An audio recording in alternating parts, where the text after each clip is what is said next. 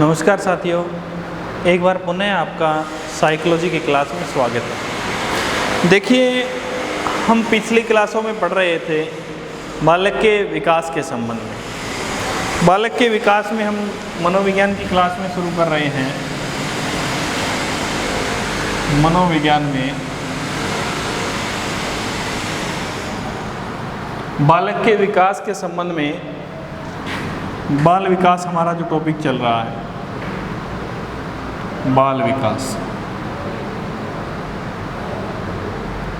बाल विकास में देखिए, हम पढ़ रहे थे वृद्धि और विकास के सिद्धांतों के बारे में चर्चाएं कर रहे थे। वृद्धि और विकास के सिद्धांत, वृद्धि एवं विकास के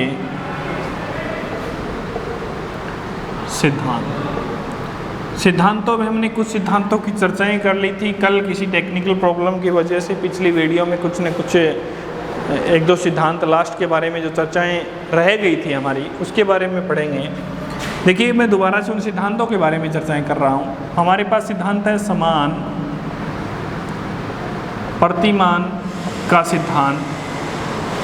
इस सिद्धांत के बारे में हमने पढ़ लिया था। दूसरा है हमारे पास सामान्य से विशिष्ट क्रिया का सिद्धांत। सामान्य से विशिष्ट क्रिया का सिद्धांत। तीसरा है हमारे पास विभिन्नताओं का सिद्धांत।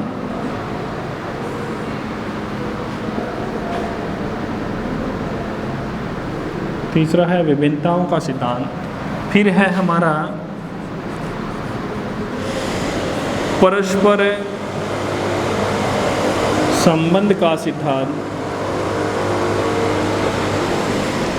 फिर है हमारा दिशा का सिद्धांत। फिर है हमारा चक्राकार विकास का सिद्धांत। इसे ही कहते हैं वर्तुलाकार विकास का सिद्धांत। उसके बाद में हमारा है निरंतरता का सिद्धांत। देखिए साथियों, इनमें से हम कुछ सिद्धांतों के बारे में हम लोगों ने चर्चाएं कर ली थी। उन सिद्धांतों में हमने चर्चाएं जिसकी की थी समान प्रतिमान का सिद्धांत, सामान्य से विशिष्ट क्रिया का सिद्धांत, विभिन्नताओं का सिद्धांत, परस्पर संबंध का सिद्धांत, दिशा का सिद्धांत, चक्राकार विकास का सिद्धांत या फिर वर्तुलाकार विकास का सिद्धांत और निरंतरता का सिद्धांत। निरंतरता के सिद्धांत की भी हमने चर्चाएं कर ली थी। हमारा जो इम्पोर्टेंट सिद्धांत था उसके बारे में हम चर्चाएं कर रहे हैं, चक्राकार विकास का सिद्धांत। इसे ही कहते हैं वर्तुलाकार विकास का सिद्धांत। चक्राकार विकास का एक सिद्धांत और आता है जिसके बारे में मैंने शायद कल बताया था, आप लोगों ने सुना है या नहीं सुना, कि केंद्राभिमुखी विकास का सिद्धांत आता है। उसके बारे में भी हम चर्चाएं करेंगे। उसका नाम है केंद्राभिमुखी विकास का सिद्धांत, है ना। वर्तुलाकार विकास के सिद्धांत में देखिए साथियों, ये वर्त की आकृति की तरह चलता है।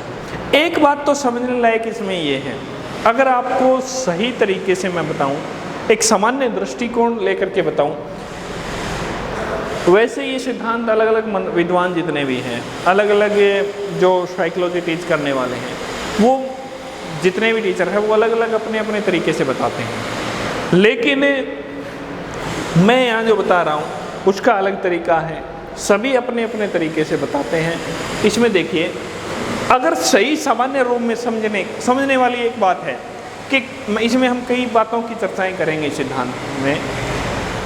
इसमें सही समझने वाली एक ही बात है कि कर्मिक कर्म से जो कर्मिक गति के अनुसार चलता है और जो कभी टूटता ना है, जो कभी टूटे ना, कर्मिक रूप में चले। जब देखिए यहाँ से चला था, यहाँ मैं यहाँ लिखूँ कि गर्भावस्था से चला था, और हमने एक बात पढ़ी थी साथियों कि विकास जो है वो गर्भ से लेकर के प्राणी जब अंतिम मृत्युशैया पर होता है तब तक उसका विकास चलता रहता है। विकास किसी न किसी रूप में चलता रहता है। अब विकास कभी भी रुकता नहीं है। हमने वृद्धि के बारे में पढ़ा था कि वृद्धि का एक निश्चित समय होता है और विकास का कोई निश्चित समय नहीं होता, यह अनिश्चित काल होता है। अब अनिश्चित समय होता है साथियों, कोई निश्चित समय नहीं होता।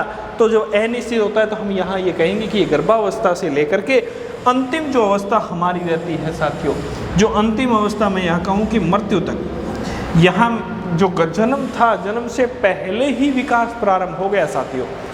अब जन्म के पहले से ही विकास प्रारंभ हो गया और जब प्राणी मृत्यु तक जाएगा तब तक उसका विकास चलता रहता है। लेकिन वृद्धि के बारे में हमने कहा था कि वृद्धि एक निश्चित समय तक चलती है। वृद्धि का एक निश्चित समय होता है, उस निश्चित समय आने के पश्चात वृद्धि रुक जाती है और विकास कभी नहीं रुकता। अब रुकता तो नहीं है लेकिन गति भी एक समान नहीं रहती है। अगर गति एक समान होती तो आकृति यही बनती। अब वर्ताकार चक्राकार का समझाने का क्या प्रयास किया, इसने कहा कि विकास की गति चलती रहती है, विकास कभी भी रुकता नहीं है और इसी क्रम से चलता है। और वर्त इसी तरीके से चलता है। वर्तालुकारी वर्त की आकृति की तरह, चक्राकार उसी चक्कर से चलता है। तो इसको समझाने का प्रयास मैंने किया है। समझने वाली बात तो एक ही है कि इसमें विकास कभी रुकता नहीं है, लगातार चलता रहता है। मेन बात तो ये है वर्ताकार विकास के सिद्धांत। अब देखिए इसको हम अवस्थाओं के अनुसार पढ़ते हैं। तो हमने बांटा था, ये पहली जो अवस्था है इसको हम बांटते हैं, ये गर्भावस्था के बाद जो अवस्था आती है उस अवस्था को हम यहाँ लिखते हैं शैशवावस्था, और सामान्य मत के अनुसार उसका लिखते हैं जन्म से 6 वर्ष तक, जन्म से लेकर के 6 वर्ष तक। कौन सी अवस्था? शैशवावस्था। अब शैशवावस्था में हम यहाँ लिखेंगे, पहला तो है हमारा यहाँ शारीरिक पक्ष, शारीरिक पक्ष। इधर हम लिखते हैं मानसिक पक्ष शैशवावस्था में। उसी तरीके से हम आगे की अवस्था जो आती है हमारी, ये जो आती है दूसरी अवस्था, ये आती है बाल्यावस्था। बाल्यावस्था का सामान्य मत हम मानते हैं 6 वर्ष से 12 वर्ष तक, 6 वर्ष से 12 वर्ष, ये हमारी बाल्यावस्था है। अब जिस तरीके से हमने इसमें लिखा था उसी तरीके से ये हमारा रहेगा शारीरिक पक्ष और ये हमारा रहेगा मानसिक पक्ष। उसके बाद में हम उसी रूम में लेते हैं किशोरावस्था, किशोरावस्था। किशोरावस्था को हम मानेंगे 12 वर्ष से 18 वर्ष। इसी कारण से इसे टीनेज भी कहा जाता है। 12 यहाँ आ गई, ये 13 वर्ष से आएगी। उसी तरीके से यहाँ भी आप लिखोगे शारीरिक पक्ष, उधर आप लिखोगे मानसिक पक्ष। शारीरिक पक्ष का संबंध वृद्धि से रहता है, मानसिक पक्ष का संबंध विकास से रहता है। ये हमारा है चक्राकार विकास का सिद्धांत या वर्तुलाकार विकास का सिद्धांत। इस सिद्धांत में हम पढ़ते हैं, देखिए साथियों, कि प्राणी की जो पहली अवस्था है, गर्भावस्था है, इस समय हमने पढ़ा था कि जन्म से 6 वर्ष तक। बहुत से विद्वानों ने एक बात कही थी साथियों, आप लोगों ने पहले पढ़ा भी होगा, कि प्राणी का जो शुरू के जो जन्म से कुछ विद्वानों ने 4 वर्ष, किसी ने 5 वर्ष, किसी ने 6 वर्ष, जब ये वर्ष निर्धारित किए और ये निर्धारित किए तो इस समय जो विकास सबसे ज़्यादा हुआ, तो हम ये कौन सी अवस्था कहेंगे? ये शैशव काल है। 4 वर्ष का कौन सा है? शैशव काल। 5 वर्ष का और 6 वर्ष का क्या है? शैशव काल है। शैशव काल में बालक का सबसे ज़्यादा वृद्धि और सबसे ज़्यादा मानसिक शारीरिक विकास यानी वृद्धि और मानसिक विकास यानी विकास का जो दृष्टिकोण लिए रहता है। अब हम यहाँ कहेंगे कि वृद्धि और विकास दोनों बढ़ते हैं। कौन सी अवस्था में? शुरू के 6 वर्ष में। और कौन सी अवस्था है? शैशवावस्था है। शैशवावस्था से पहले के काल, जितने हमने पहले चर्चाएं की कि जितने भी मनोवैज्ञानिक थे, उन मनोवैज्ञानिकों ने जितने भी बाल विकास के बारे में चिंतन करने वाले थे, बाल चिंतक जो थे, उन सभी ने एक बात मानी कि प्राणी का विकास जन्म की बात तो होता है, लेकिन हमने एक बात दोबारा से याद दिलवा रहा हूँ, हमने एक और भी नाम लिया था बाल विकास में कि बाल विकास में हमने लिया था, बाल विकास से पहले हमारे पास था बाल मनोविज्ञान।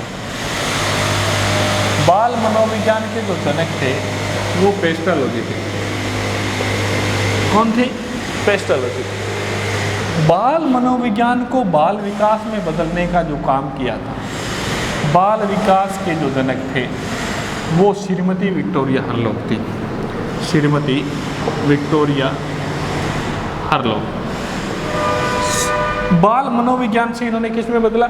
बाल विकास में।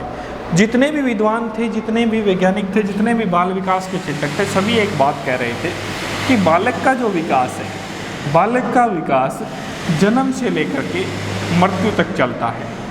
बात सत्य थी साथियों, लेकिन श्रीमती विक्टोरिया हरलोक की बात इनसे भी कहीं ना कहीं संबंध रखती है। श्रीमती विक्टोरिया हरलोक की बात भी बहुत कुछ बता करके जाती है। श्रीमती विक्टोरिया हरलोक ने भी कहा कि चलो ठीक है, आपकी बात हम मान लेते हैं कि बालक का विकास जन्म से लेकर के मृत्यु तक चलता है।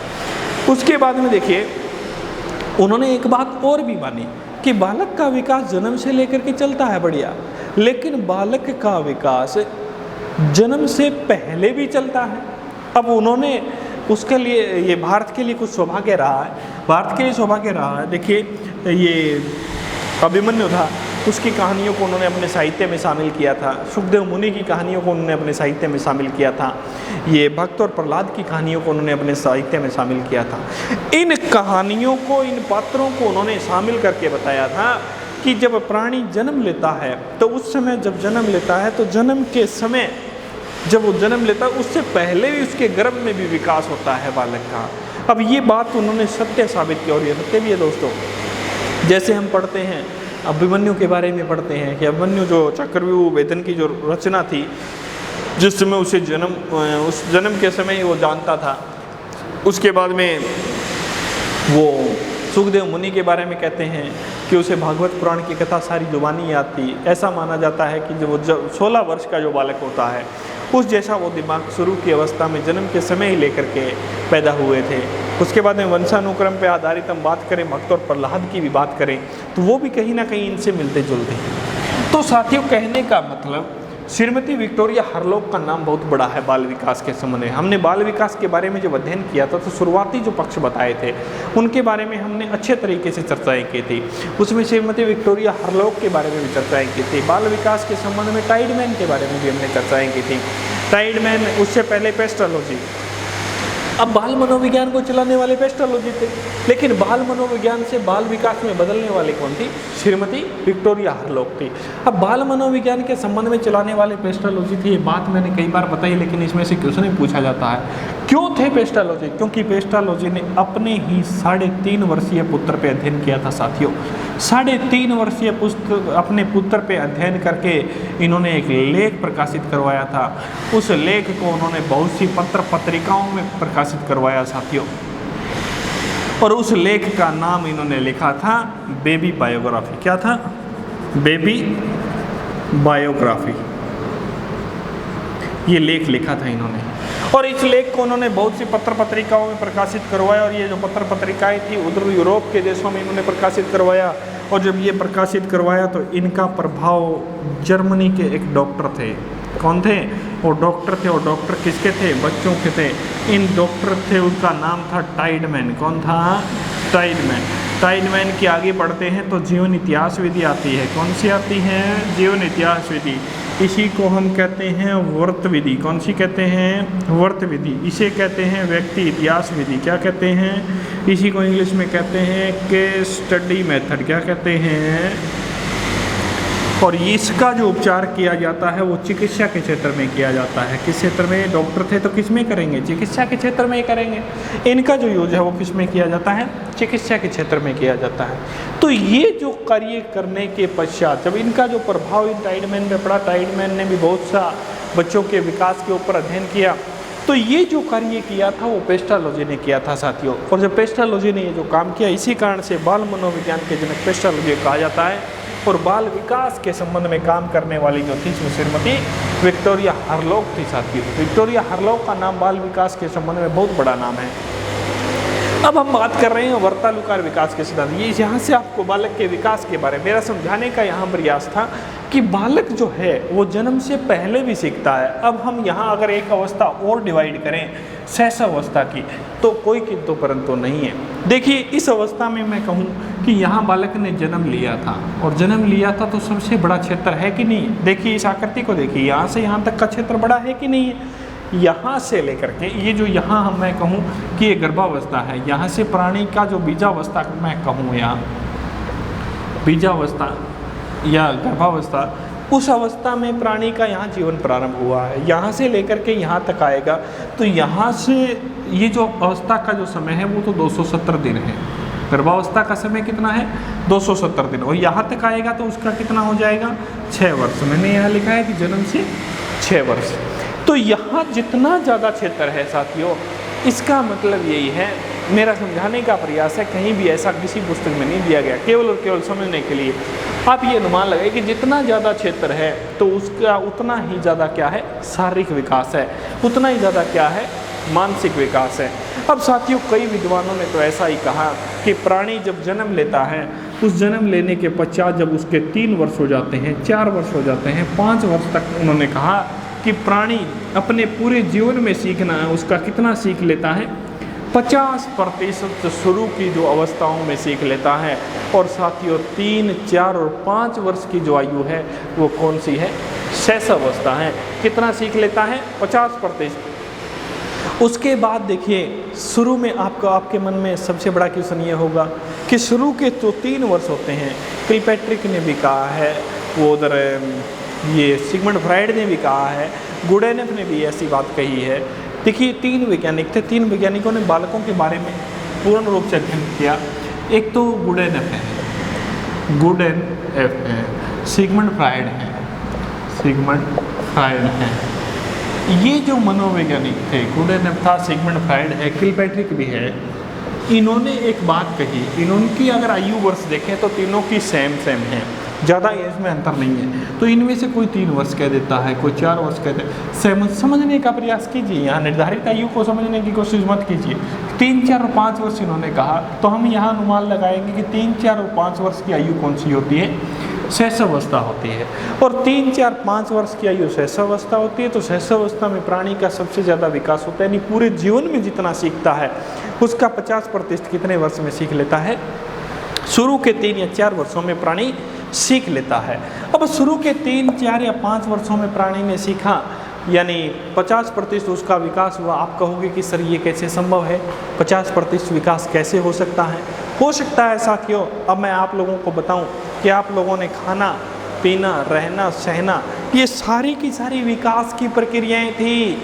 ये आज भी चल रही हैं, ये उस समय शैशवावस्था में भी चली थी। साथियों, जिस समय आप लोगों ने जन्म लिया तो आपके मुख के अंदर पानी की पहली बूंद गई थी। उस पानी पीने का पहला अनुभव है कि नहीं है आप लोगों का? पानी पीने का पहला अनुभव, जिस समय आप लोगों ने खाना खाया था तो खाना खाने का पहला अनुभव, जिस समय आप लोगों ने पानी पीने का पहला अनुभव, खाना खाने का पहला अनुभव, जिस समय आप लोगों ने चलना प्रारंभ किया था।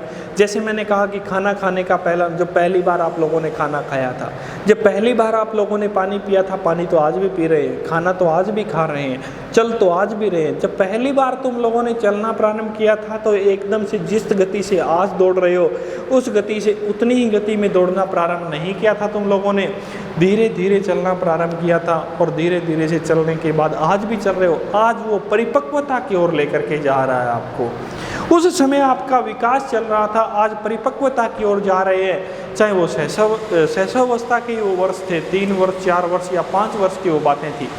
उन्हीं 3, 4 या 5 वर्ष के स्वरूप में आपने विकास की जो क्रिया है वो उस समय चली थी और उससे लेकर के आज परिपक्वता की ओर बढ़ रहे हैं। खाना तो हमने 3 वर्ष में सीख लिया, शुरू में जन्म में के समय ही सीख लिया था, खाया था, पिया था, रहना सहना मैं एक एग्जाम्पल दूँ आपको कि आप जब बालक सहसावस्था में होता है तो खाना खाता है, तो मान के चलिए चम्मच से खाना खाना है, तो चम्मच को इस तरीके से पकड़ता है, इस तरीके से पूरे हाथ से पकड़ता है, और पकड़ने के बाद जैसे वो उस चम्मच को पकड़ता है, पकड़ने के बाद सीधा माथे पे लेकर के जाता है, और कई बार वो चम्मच सीधे ही सिर के ऊपर से पीछे की ओर चली जाती है। अब क्या है, उसकी जो हाथ की मांसपेशियां हैं उनका विकास सही नहीं हुआ है। हाथ की मांसपेशियों का विकास सही नहीं होने की वजह से वो अपने सही लय और ताल में उसको नहीं लेकर के जा पा रहा है, अतः उसका विकास जो है, अब उसने खाना तो खाना सीख लिया साथियों, भूखा नहीं है, वो खाना खाता है चाहे किसी तरीके से खाए, लेकिन आज जो खाना खा रहा है उस समय जो खाना खा रहा था उसमें अंतर है। उसमें तो वो इस तरीके से चम्मच को पकड़ने के बाद चम्मच माथे पे जा रही थी, सिर के ऊपर से पीछे जा रही थी। आज जो खाना खा रहा है चम्मच को 2 उंगलियों और 1 अंगूठे से पकड़ करके सही खाता। आज भी तुम लोगों ने देखा होगा बड़े बड़े विवाह शादियों में वो कुछ चाउमीन सी आती है, उसमें चमचे कुछ अलग प्रकार की होती हैं, उनको ऐसे पकड़ते हैं और ऐसे खाना खाते हैं। आजकल तो खाना पानी तो आपको पता है कुछ अलग तरीके का है, और जब इस तरीके से खाते हैं साथियों, आज पेट भरे या ना भरे लेकिन उस विकास में कमी नहीं है। बड़े बड़े विवाह शादियों में आप लोगों ने देखा होगा इस तरीके से चम्मच पकड़ते हैं और खाते। कपड़े सही रहने चाहिए, भोजन अपने भूखे रह सकते हैं, कपड़ों में किसी प्रकार की कमी नहीं आनी चाहिए। तो उस समय विकास था, पेन पकड़ता था, मैं बताऊं आपको, आज परिपक्वता की ओर लेकर के जा रहे हैं इस विकास को। आज हम परिपक्वता की ओर लेकर के जा रहे हैं। उस समय जो हम थे वो केवल और केवल सीखने का प्रयास कर रहे थे। जब हमने शुरुआत में खाना खाया था तो हमें अनुभव हुआ था, जब हमने शुरुआत में कुछ शब्द बोले थे, जैसे मुख्य आवाज़ आई थी माँ, उस समय हमें अनुभव हुआ था, जैसे हमने इन चीज़ों के बारे में पहचाना था, इस वातावरण में आए थे, इस वातावरण में हमने जन्म लिया था, तो आकर के हमने चारों तरफ देखा था, हर एक चीज़ को जानने के इच्छुक थे, जिज्ञासु प्रवृत्ति हमारे अंदर थी। इसी कारण से शैशवावस्था को जिज्ञासु प्रवृत्ति का काल कहा जाता है। हम जानने की कोशिश कर रहे थे इस अवस्था में कि क्या क्या है इस संसार में, और हर एक चीज़ के बारे में हम क्वेश्चन किए जा रहे थे कि बताइए ये क्या है, माता जी ये बताइए ये क्या है। तो उसके बाद कहने का मतलब, अब शैशवावस्था में पेन पकड़ते थे, इस तरीके से पकड़ते थे। बहुत से ऐसे विद्यार्थी हैं जो शुरू की शैशवावस्था में है, वो इस तरीके से पेन पकड़ते हैं और इस तरीके से चलाने का प्रयास करते हैं। जब इस तरीके से चलाने का प्रयास करते हैं साथियों, तो आप मान के चलिए, क्या आप आज भी इसी तरीके से पेन पकड़ते हैं? आज केवल और केवल 2 उंगलियों और 1 अंगूठे से पेन को पकड़ते हैं। आज आपका विकास हो गया, आप लिखाई सुधारते जा रहे हो, आप परिपक्वता की ओर बढ़ रहे हो। लिखना तो आप लोगों ने सीख लिया, उस समय लिखते थे तो कै इस तरीके से लिख लेते थे, लेकिन आज कै को इस तरीके से, फिर धीरे धीरे धीरे धीरे उस कै में कितनी सुंदरता आती जा रही है। जब इतनी सुंदरताएं आती जा रही है तो स्वाभाविक सी आप बात मान करके चलिए साथियों, आप परिपक्वता की ओर इसे धकेल रहे हो। तो यहाँ कहने का मतलब आपकी शरीर की लंबाई, शरीर भी, शारीरिक पक्ष भी बहुत तीव्र गति से बढ़ता है इस अवस्था में। शारीरिक पक्ष में आपकी शरीर की लंबाई, चौड़ाई, भार, मांसपेशियाँ, इनका जो स्वरूप है वो भी बहुत तीव्र गति से बढ़ता है। यहाँ पे प्राणी हैं, वो अपनी शरीर की जो हड्डियाँ हैं उनका भी वृद्धि का जो स्वरूप, मैं यहाँ कहूँ, यहाँ मैं हम किसके सिद्धांतों को पढ़ रहे हैं? वृद्धि और विकास के सिद्धांतों को पढ़ रहे हैं। तो हम मैं यहाँ लिखूँ, शारीरिक पक्ष में लिखूँ वृद्धि और मानसिक पक्ष में लिखूँ विकास। तो ये भी सत्य है दोस्तों कि ये जो वृद्धि का स्वरूप है, अगर ये हमने यहाँ लिखा शारीरिक और मानसिक पक्ष दोनों लिखे हैं तो दोनों को ही समझना है। ये मानसिक पक्ष है, मान के चलिए मैंने अपनी तरफ से बनाया है, ये कौन सा है? शारीरिक पक्ष है। अब यहाँ शारीरिक पक्ष का संबंध वृद्धि से होगा, मैंने ये बात आपको बार बार बताई, और उधर मानसिक पक्ष का संबंध किससे होगा? विकास से होगा। तो ये अगर क्षेत्र इतना है तो यहाँ पे शारीरिक विकास भी तीव्र गति से होगा और मानसिक विकास भी तीव्र गति से होगा। दोनों विकास क्या चल रहे हैं? तीव्र गति से चले। उसके बाद हमारी जो अवस्था आती है, दूसरी अवस्था जिसके बारे में हम अध्ययन करते हैं, वो आती है बाल्यावस्था। बाल्यावस्था की आयु रहती है 6 से 12 वर्ष तक, और 12 वर्ष तक जो 6 से 12 वर्ष तक रहती है उसमें पहला पक्ष शारीरिक पक्ष, दूसरा मानसिक। इसमें भी आप नोट कीजिए क्षेत्र की ओर ध्यान दीजिए। क्या है? क्षेत्र बहुत कम है, किसकी अपेक्षा? शैशवावस्था की अपेक्षा।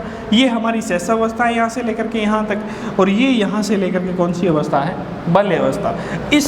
ये जो शैशवावस्था की अपेक्षा बाल्यावस्था में जो मानसिक और शारीरिक पक्ष हैं उन दोनों का विकास क्या हो जाता है? एक समय के लिए रुक जाता है। इसी कारण से इसे कहते हैं सुषुप्तावस्था का काल। सुषुप्तावस्था का काल। सुषुप्तावस्था काल कौन सी अवस्था को कहते हैं? बाल्यावस्था। कहने का मतलब यहाँ हम ये नहीं कहेंगे कि बिल्कुल रुक जाता है, लेकिन जो गति शैशवावस्था में थी वो गति बाल्यावस्था में नहीं है। उसके बाद में किशोरावस्था आती है। किशोरावस्था में ये शारीरिक पक्ष ये भी वृद्धि का हिस्सा रहेगा और ये मानसिक पक्ष किसका हिस्सा रहेगा, विकास का रहेगा। इसको क्या है, जिस तरीके से जो घटनाएं शैशवावस्था में घटी थी वो घटनाएं अब कौन सी अवस्था में घटेंगी, किशोरावस्था में। इसी कारण से किशोरावस्था को मैं यहाँ लिख लेता हूँ, किशोरावस्था को शैशवावस्था का पुनरावर्तन काल कहते हैं। किशोरावस्था को शैशवावस्था का पुनरावर्तन काल कहते हैं और ये कहने वाले मनोवैज्ञानिक थे, उनका नाम था रोस। ये एक परिभाषा बन जाती है हमारे पास कि किशोरावस्था को शैशवावस्था का क्या कहा जाता है, पुनरावर्तन काल कहा जाता है।